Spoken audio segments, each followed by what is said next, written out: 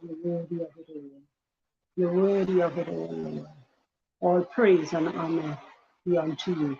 Good evening, everyone, and welcome. This is our Monday evening Q&A segment.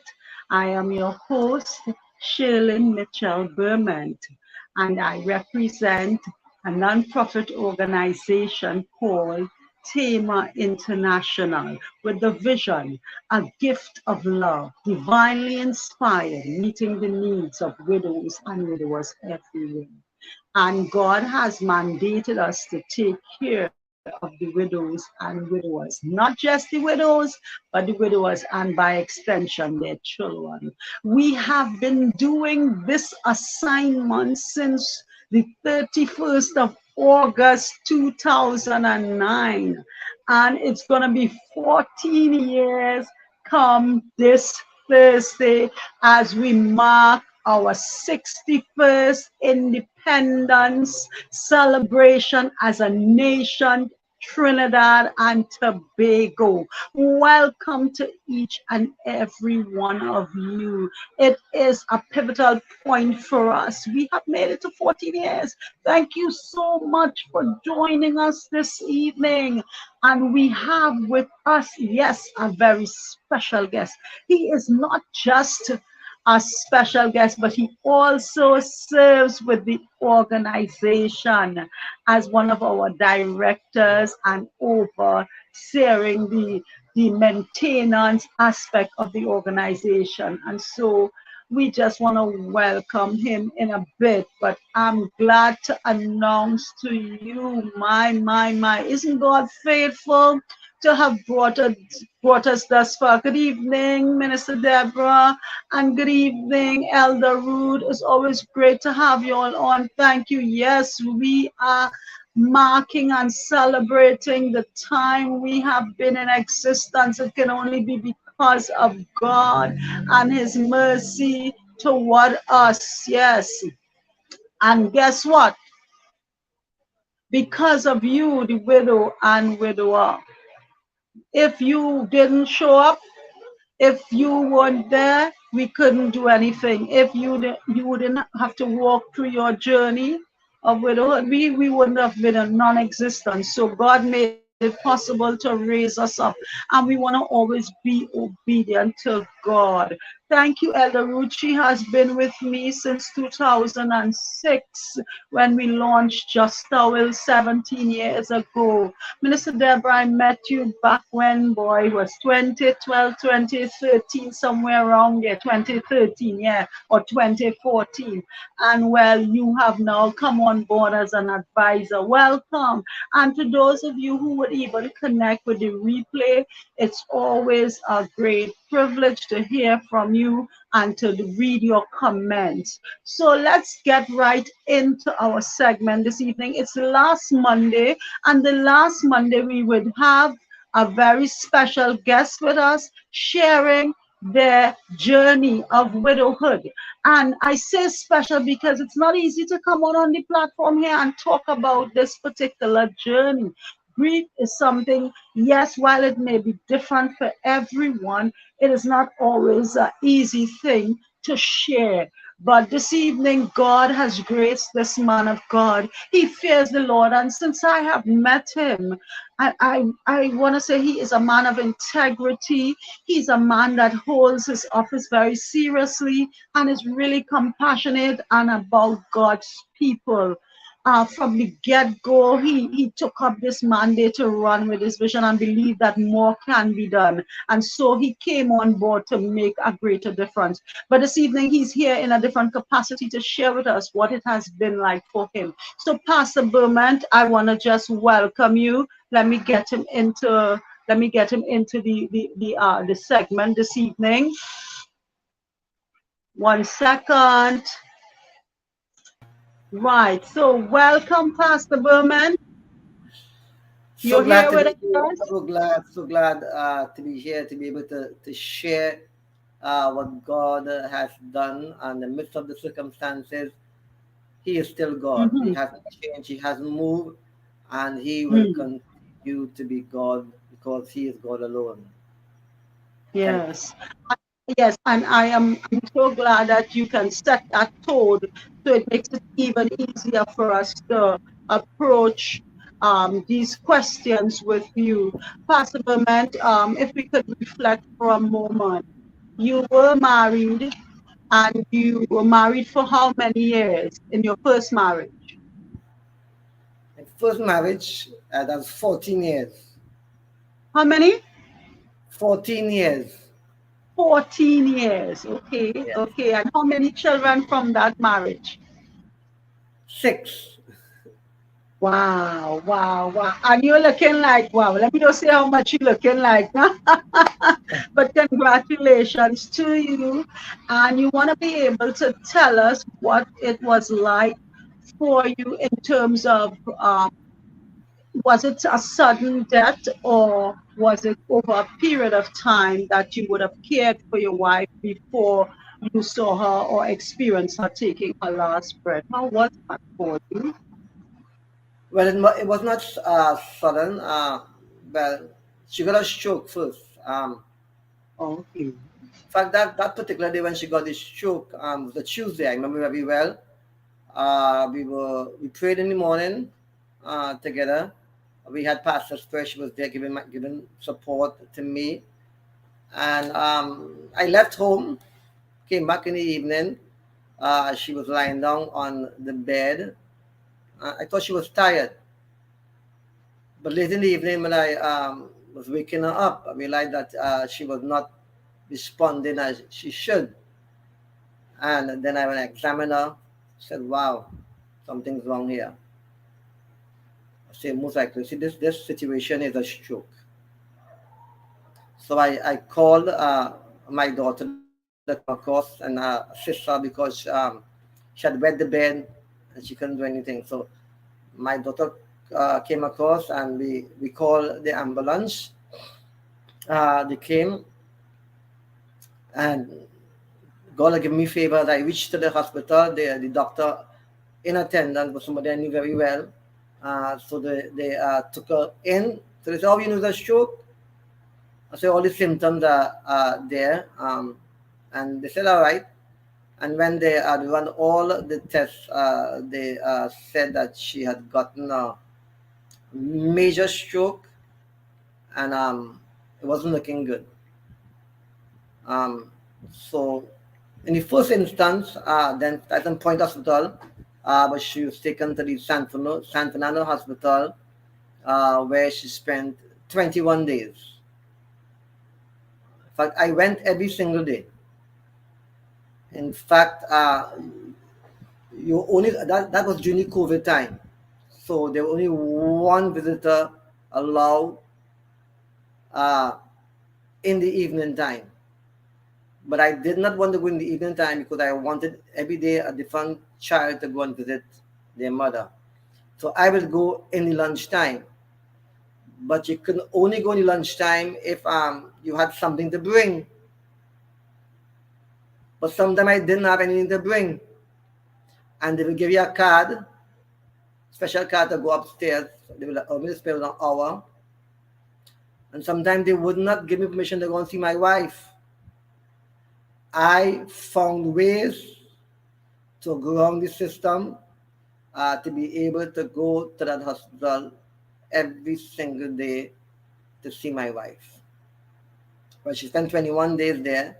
Um, she started to recover, but she never got back the mobility to move properly or to even speak. I think the saddest thing there is when I would go, I would play the Sunday service live on my phone, and she would hear it, and she would you see smile on her face because she would hear me. Sometimes hear my voice preach, and she would begin to smile. So but the worst part of that is having to every time I had to leave, she would grab my hand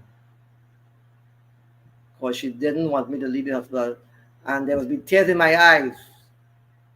But I would have to turn my face around. I never allowed her to see me crying because I mean the thing about it, prior to that, I must say, we had a very strong, strong marriage. I mean, very, very strong.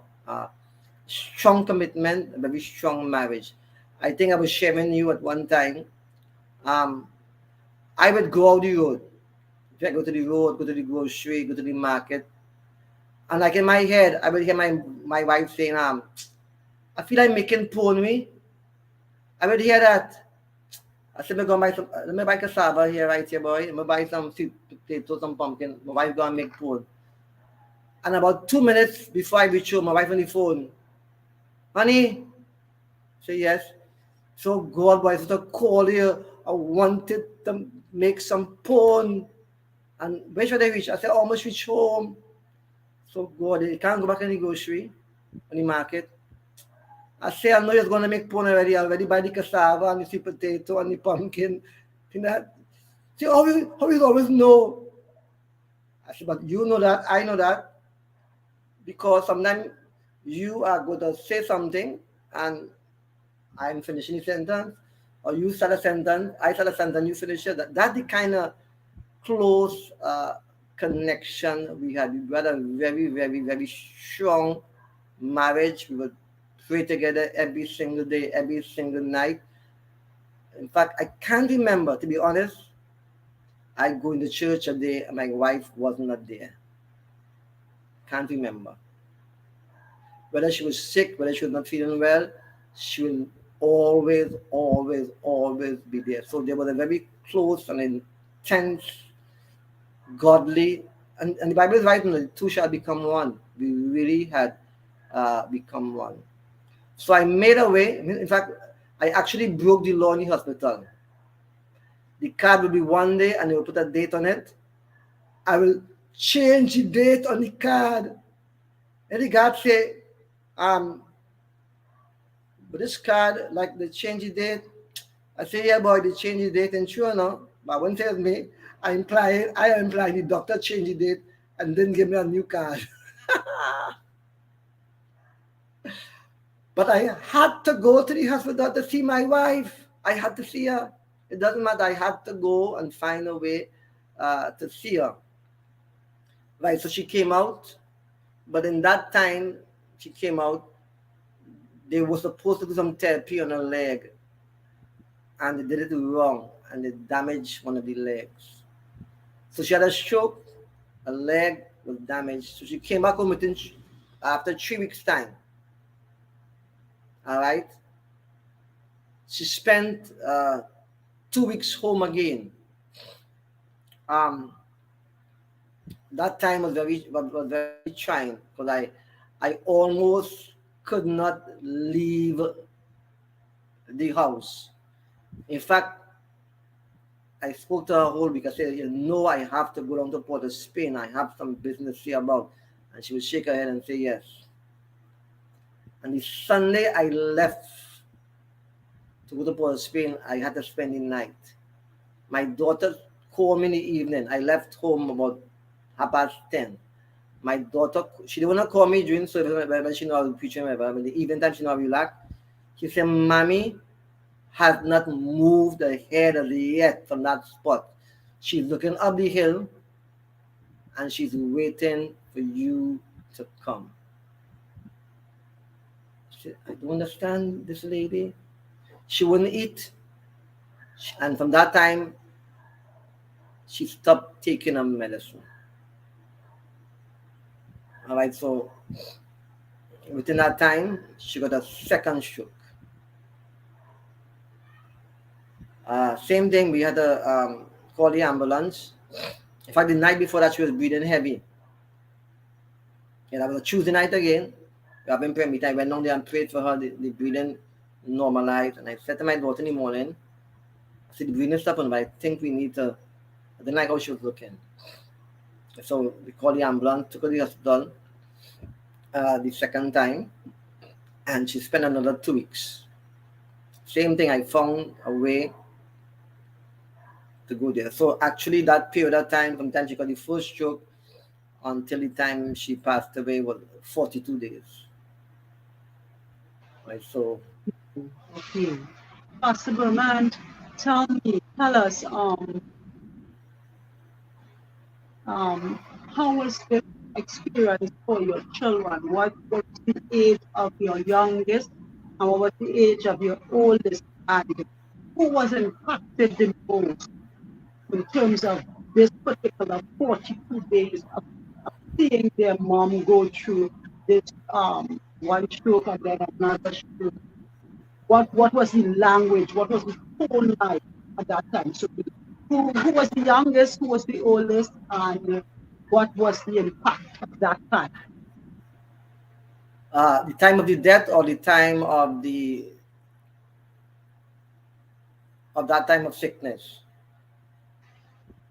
In terms of her having the stroke and having the second stroke, what was the tone like at that particular time with the youngest child and with that of the oldest in terms of that whole grouping there, being six children? I think yeah, among them there was great expectation that their mother was really going to recover. Let me tell you something that happened in particular. The second time she went back to the hospital, she came to Point Fortin Hospital, and they did a scan, and they said there was an intense bleeding. Um, we went to San Fernando Hospital. Um, they couldn't find the scan. Somehow it disappeared. So what is the second scan? And I told the doctor, I sure with the second scan, they wouldn't find any bleeding. And so said, so done. They did not find any bleeding. It did not totally stop. So there was really high expectation that their mother was going to recover. We had really believed, though I believe in God, that she would not have passed away. But God in His sovereignty and wisdom, they believed it. I think the person that was impacted the most at that time would have been my second daughter, and she would be number 4. Uh, my last one that lived here with a mother, they had a very strong tie. But in terms of emotionally, the second daughter, there was a special, a different kind of bond there than the last one.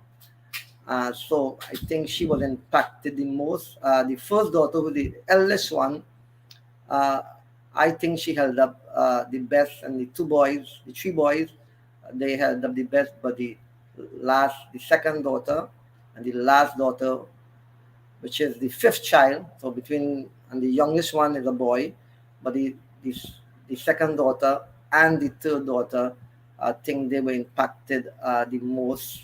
And but after the one that lived with me here, after mom passed away, sometimes didn't even want to watch program that she know mom was sitting and watch and things like that. Um, the second daughter, like the day before, the day right after, we had to go and get the organize the funeral. In fact, the funeral was arranged, completed, everything in order within 2 days' time. I was able to do everything in 2 days' time and have the funeral very quickly. But I went home by my second daughter. She's also married. She has 2 children, and she was in the bed, crawled up like a little baby, crying, uncontrollable crying. Her husband said, "Pastor," but he still call me pastor. Even though I'm the daddy, they still call me pastor. I had to go in there and lie down and pray with her and comfort her. That's the only way she had stopped crying. I think that one emotionally she was affected the most by that. Um, my last son was affected very strongly in that after his mom died, he could not live in the house. He had to move out. He just could not bear his mom not being in the house, and he moved out. So I think those 2 were the ones that were impacted the most in terms of the death of their mother. But very hard for me. When I hard in terms of I think the day she died, I actually felt like part of my heart was ripped away. Yeah. Yeah, that part that came out like that, and something that it just felt a great void In fact, one thing happened, but she died on November the 30th, December the 25th. That about 3 weeks after Christmas Eve. We lived down the hill. As I walked up the hill, my daughter asked me, "So what you doing?" I said, "Waiting for your mother to come home." She said, "Mommy coming home?" I said, "You see how long mommy gone in town and she show me yet?" She said, "Come, come, come, come." Call me down the hill. I said, "Mommy ain't coming." I said, "Mommy ain't coming." Pastor, mommy gone. I said, "I'll be here waiting for mommy." 2 hours and I wanted my mommy ain't come home yet. I waited for mommy. So it really had a strong impact upon me emotionally. It was really a trying time, I must say, but I thank God for His grace. Quite interesting. I can really understand that because I remembered something that happened to me, and truly that covenant, the covenant of marriage, is a very serious one. Even with my first husband, before he died, I had a dream, and when he actually died, you know, that it was like the first time I realized how alone I was. Um, Pastor Berment, God has um, given you another opportunity to walk this journey again. And I really want us to be able to connect with that. Um, in making that transition of her dying, how much years was it? So she died within the pandemic period. How many years has it been since she passed? It's close to 3 years. 2 to 3 years. Okay. Okay. Just welcoming some person has just joined us. Welcome to you, David, and to you, Tia, and good evening to you. Welcome.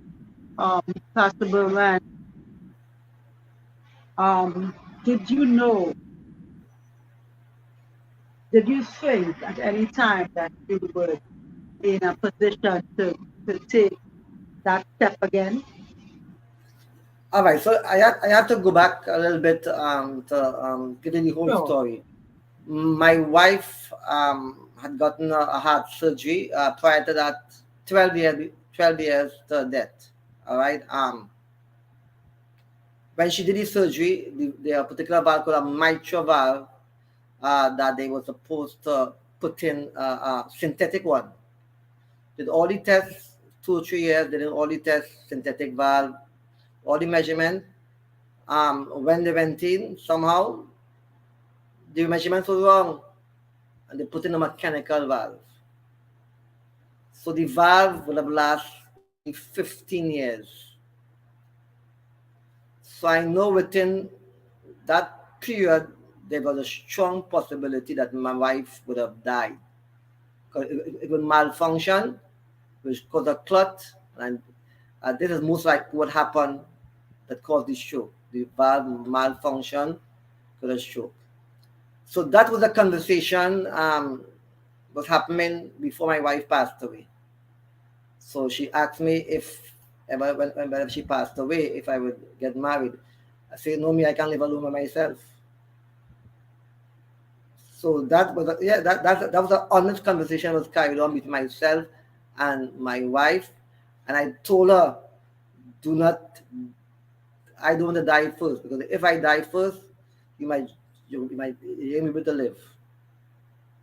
The fact that my wife was married prior to that, a very short period of time, and her husband had died prior to that, and it wasn't a nice experience. All right, so I said, make sure and die first.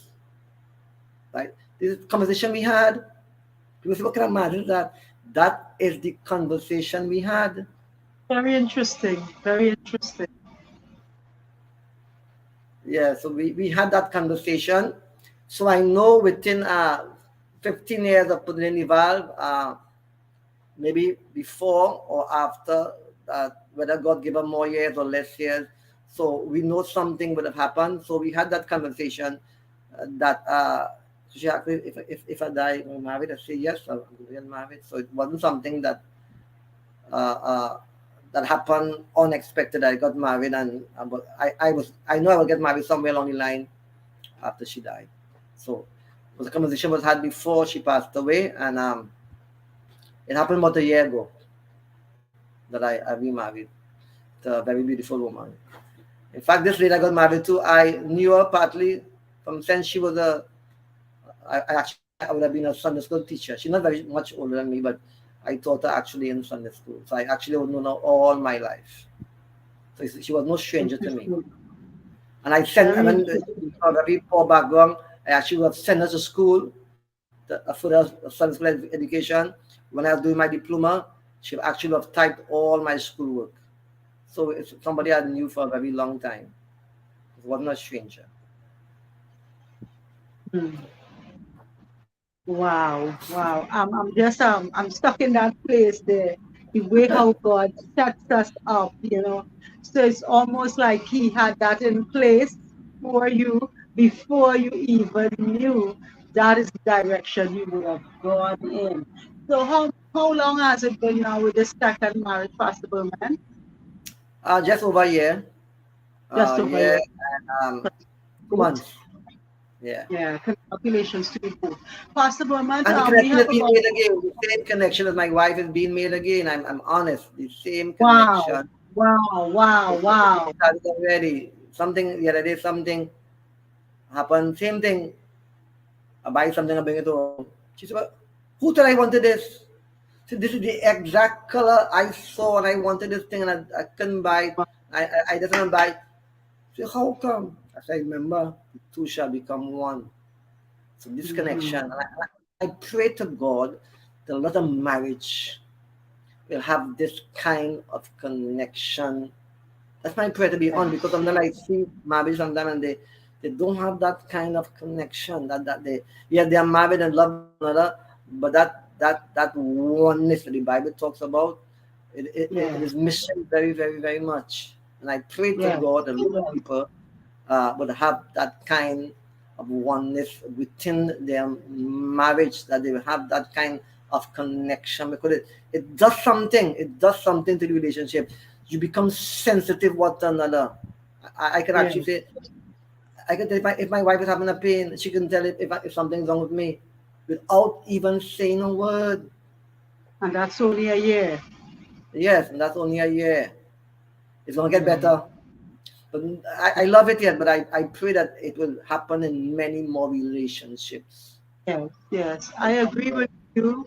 I agree with you, and I'm so glad that you have got to that point because I really want you to be able to speak a word, speak from your heart, because many may not be able to make that transition of facing, going through a death, and then making that decision to remarry again because somehow they just don't want to go through that pain again. Because in some cases, you, like in the case of your first wife, she had married, her first husband died, and you were telling her, listen, I don't want to die because I feel you will go right after you know. So you didn't want to put her through that. And sometimes in cases where back to back, you bury one spouse, you bury another spouse. Can you like speak to persons like that, Pastor Berman, as well? I know it may not have been your journey, but you have experience burying a spouse and how painful it was. And God has now given you a joy again. You are laughing again. Can you speak to persons who are in that place? Probably they want to take that step and they're a bit afraid. first What thing I would want you to do? remind them what the Bible said, that God is a healer of the brokenhearted. Yes. Problem with most people after they've lost a loved one, I think they have lost their trust what God is able to do. And they have to realize that they have to release that pain and that sorrow. Yeah. I have no anything that I can say no. My wife died and I didn't do. So I tell spouse, do everything you can do for your loved one. So after they passed away, people die with regrets, and therefore they are locked in. They are locked inside their regrets, regrets, regrets. So they are unable to move beyond that, or they maybe come from a relationship that there was mistrust, and they are unable to move beyond that.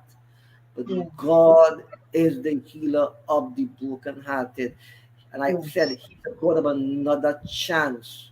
And Yes. if you Yes. allow Him to take everything that you bear right now and give it into His hands, He is going to help you and guide you along that way. I know some people would not want to make that step, and it's fine, but there are others right now that listen that want to make that step, but they are afraid of what the journey would be like.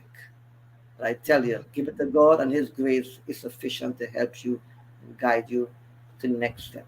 So trust Him tonight. Yes.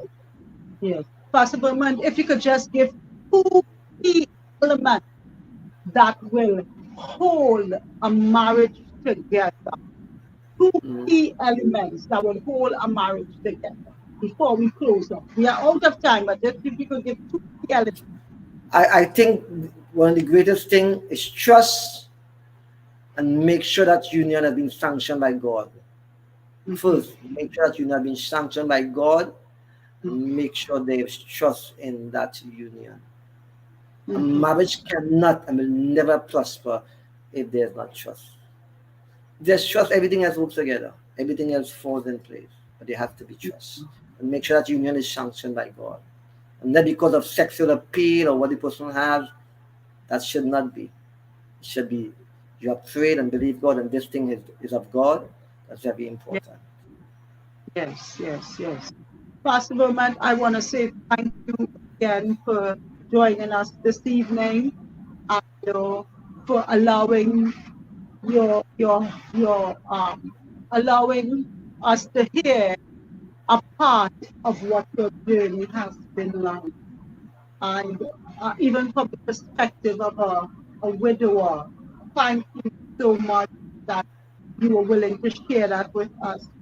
Please extend our warmest greetings to your children and to your beautiful bride, and we declare God's continued blessing upon this marriage, this union, and that you will continue to be a great testimony and an example to many, many others.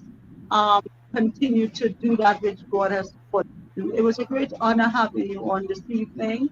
And I know that many would want to get in contact with you because they may want to have your counsel, or you just meet and pray for them because you are that kind of a person. And also, you're just to know Pastor Berman is in the business of uh, taking care of bees, and he carries a line of products. Could you just say briefly, quickly about that, please, Pastor Berman? I cannot let you go without saying something.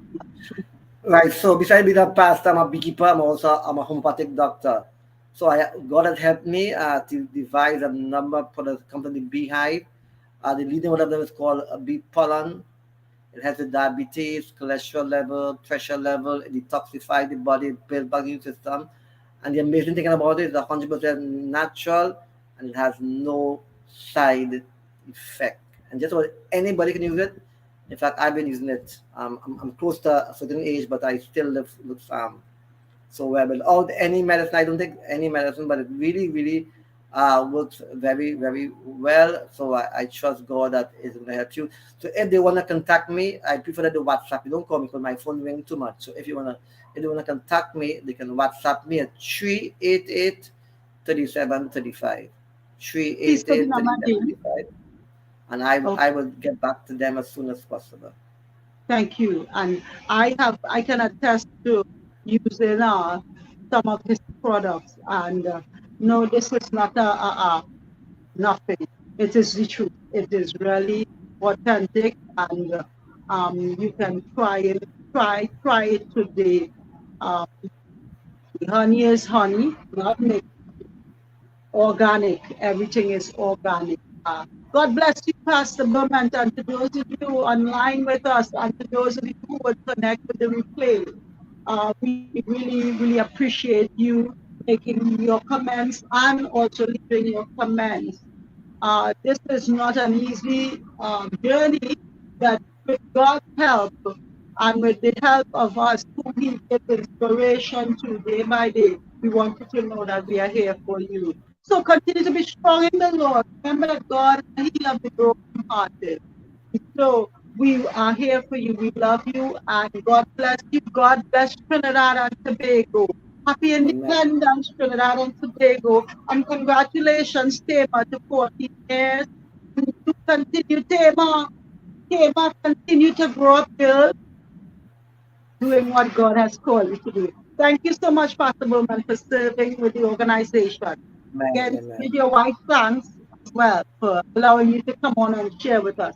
God bless you, everyone. Have a good night. God bless And you. God Bye. bless you too, Pastor Berman. They're All right. saying God good bless you night too. online as well. All Bye, right then. everyone.